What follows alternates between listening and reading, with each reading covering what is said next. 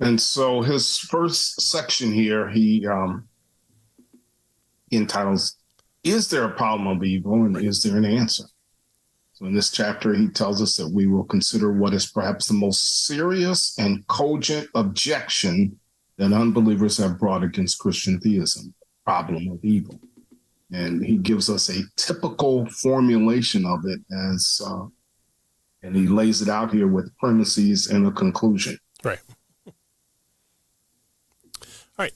So he gives us the kind of breakdown here. He says, premise 1, if God were all powerful, then he would be able to prevent evil. Premise 2, if God were all good, he would desire to prevent evil. Premise 3, so if God were both all powerful and all good, there would be no evil. Premise 4 is, but there is evil. Oh no, what do? We have to conclude, therefore, that there is no all powerful, all good God. And this is a standard reply that's been going on for hundreds of years now. And like all things that we should learn about from church history, is there have been answers that have been given to this, but people are failing to learn to look back more than 5 minutes in history and discover these things. But that's what we're here for. That's what Revived Thoughts podcast is helping with, and hopefully we can take a cue from them as well. Right. And he calls this kind of layout here with premises and conclusions. You know, God is all powerful and he could prevent it, and he's all good and he should, not desire it.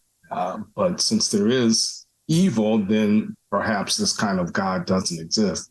He calls this layout the philosopher's way of looking at the problem. He says the essence of it is a concern to non-philosophers, though, as well. You know, those who, he says, which one of us have not cried out, why, Lord, when beset by tragedies in our experience, right? So it's more than just the philosophical perspective. Every Christian, in fact, he says, has at least wondered about this particular issue. And many have experienced periods of doubt as a result of this issue of evil. So this is a serious problem, and he wants us to understand the seriousness of it. I'd say it's probably the major objection to Christianity. Right. And it's something we see even in Scripture as well. So it's not something that's devoid in our literature as well. All right, so he goes on to say that in Alvin Plantinga's In God, Freedom, and Evil, the book that Plantinga wrote here, it makes a useful distinction between a defense and a theodicy. In fact, one of our most visited videos that we covered when we did What About Evil is just that, as well as the difference between a defense and a theodicy.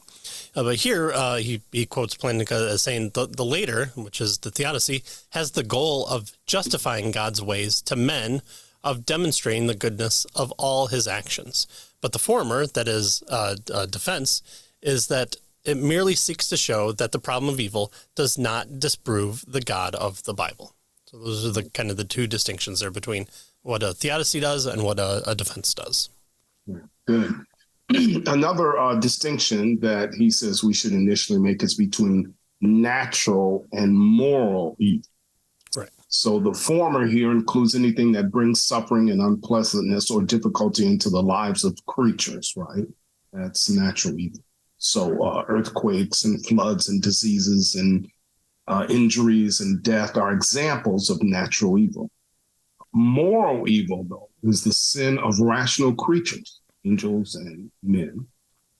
And according to Scripture, moral evil comes first. It came before natural evil. Satan's temptations and the disobedience of Adam and Eve led to God's curse on the earth, right? So there's this distinction here between natural and moral evil. Moral evil came first, and that led to a curse on the earth, which then provides for natural evil. Mm-hmm. Right. And so it's different than what we see from kind of Greek mythology with Pandora opening the box. Again, women taking the blame once again for evil entering the world there. But throughout their writings, it's just here's an explanation for why there is evil in the world, but there's no culmination of that. There's no reason for it other than just here it is. The box held it, now the box doesn't hold it.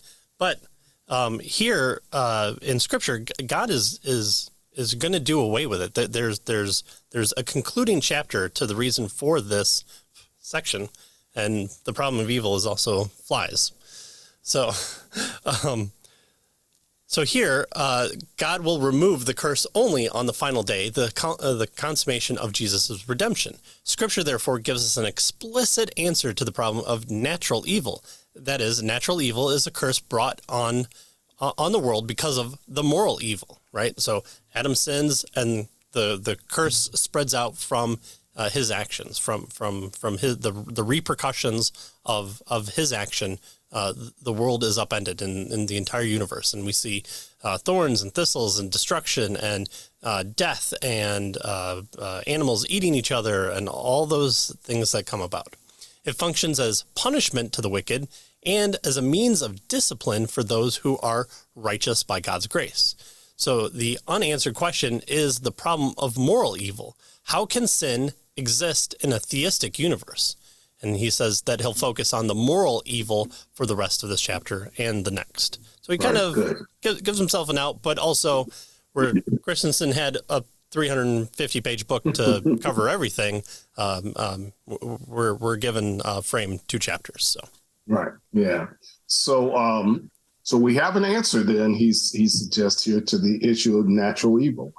It's a result of moral evil and the curse that came from God. So we can put that one aside, is what he suggests here, and just focus and concentrate now on moral evil.